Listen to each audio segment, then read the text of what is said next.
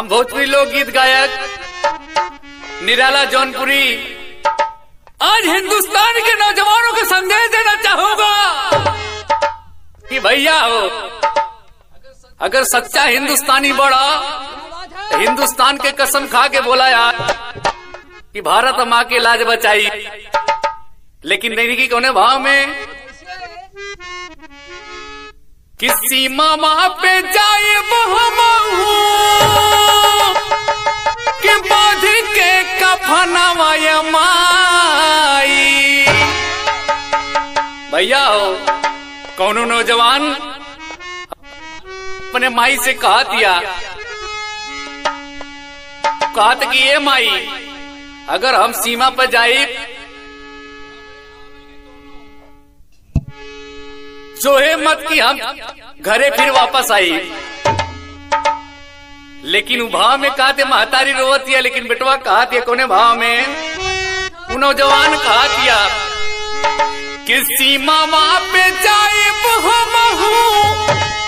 कि बाध के कफनवाय माई,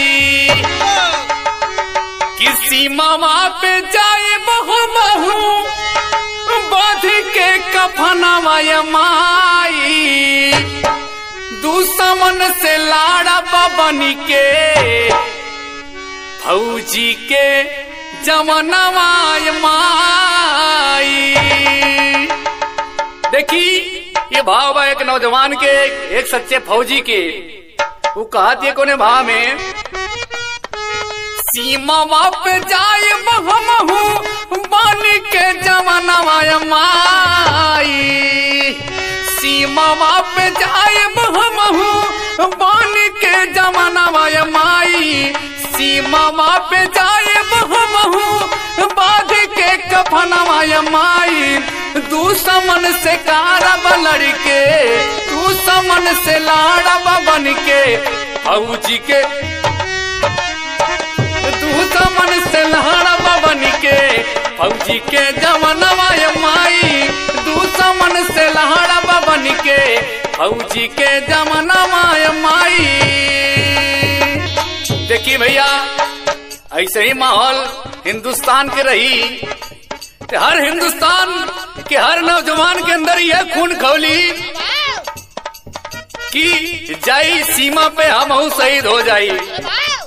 लेकिन शहीद वह लाल होला जिकरे अंदर माँ भारती के प्यार होला, और वह शहीद हो जाई जिकरे अंदर दोगला के पन हो, दोगला के खून हो, शहीद का बन हो। ये बाबू और कैसे कहा था बहिनी के राखी और बाबूजी के प्यार के।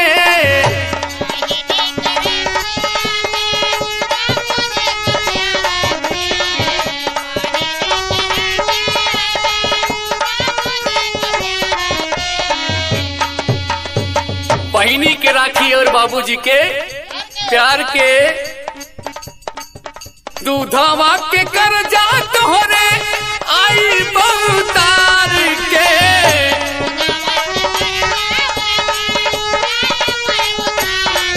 या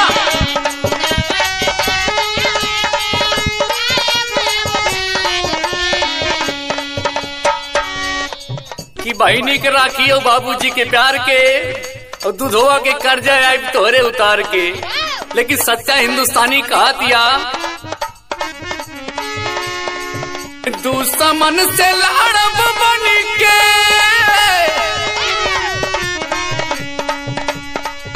पीठ ना दिखाई भला ही काटी गौरदनवाय माई।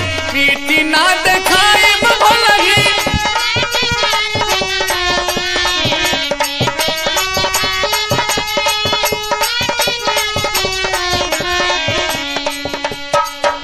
पीठ ना दिखाई भला ही काटी गौरदनवाय माई।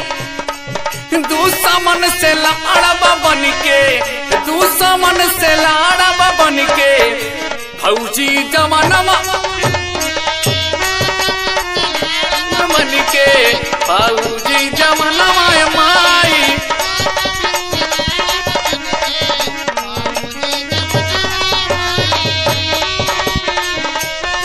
देखी भैया, ई लाल कहतिया कि दुश्मन से लड़ब बन के फौजी जवनवा माई, यह नाते लड़ा दिया कि वो सच्चा हिंदुस्तानी बा।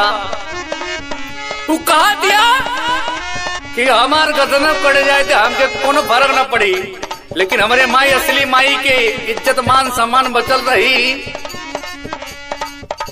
अगर भारत में माँ जिंदा है तो हम लोग जिंदा है। अब कहे के बाद कैसे भाव में,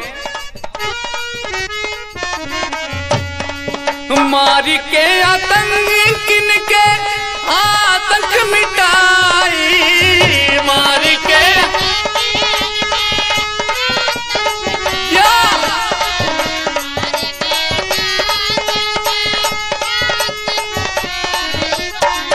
कि मार के आतंकिन के आतंक मिठाई, माँ भारती के लजिया अब ही बचाई।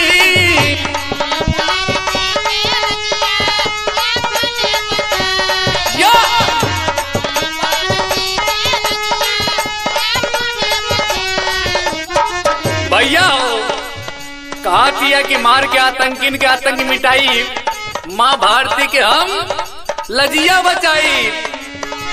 और काई के बाद कभी जो लिखले हुए हैं उन कहूँगे एक सच्चा हिंदुस्तानी बड़े वो। और कहा दिया कोने भाव में,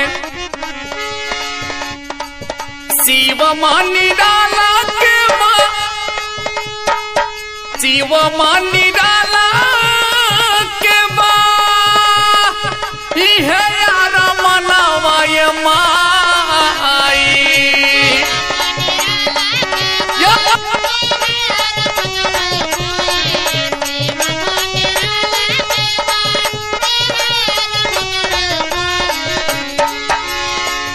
शिव महनी डाला के माई है आरा मनावाय माई।